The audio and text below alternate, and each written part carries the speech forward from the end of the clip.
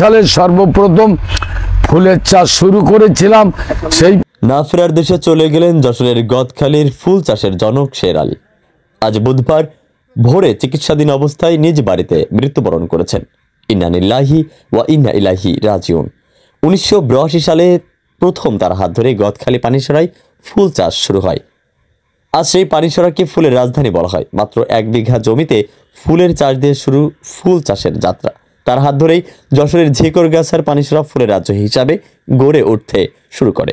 বাংলাদেশের যশোরকে ফুলের রাজধানী হিসাবে গড়ে তুলেছিলেন শের আলী। আজ ভোরে নিজ বাসায় চিকিৎসাধীন অবস্থায় মৃত্যুবরণ করেন 70 বছর বয়সী এই ফুল প্রেমী। ছিলাম সেই উনি ইন্ডিয়ার থেকে এই বীজগুলো যখন নিয়ে এসে আমি বললাম তাহলে আমার কিছু বীজ এনে দেন। ওই বীজ আমার এনে দিচ্ছিল নূর ইসলাম নাম করে এক ভদ্রলোক, লোকটা মারা গেছে, তো উনি আমার 1 বস্তা বীজ এনে দিচ্ছিল। মৃত্যুকালে স্ত্রী, 2 পুত্র, 3 কন্যা সন্তান, অসংখ্য গুণগ্রাহী রেখে গেছেন।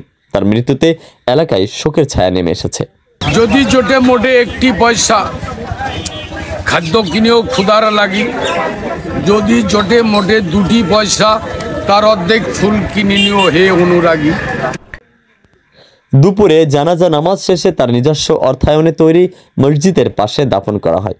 এদিকে শের আলী সর্দারের মৃত্যুতে শোক বার্তা জানিয়েছেন যশোর জেলা প্রশাসক মোহাম্মদ আজহারুল ইসলাম।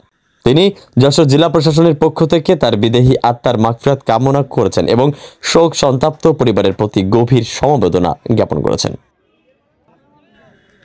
শেখ আলী আকবর, গাংচিল টিভি, ডেস্ক রিপোর্ট।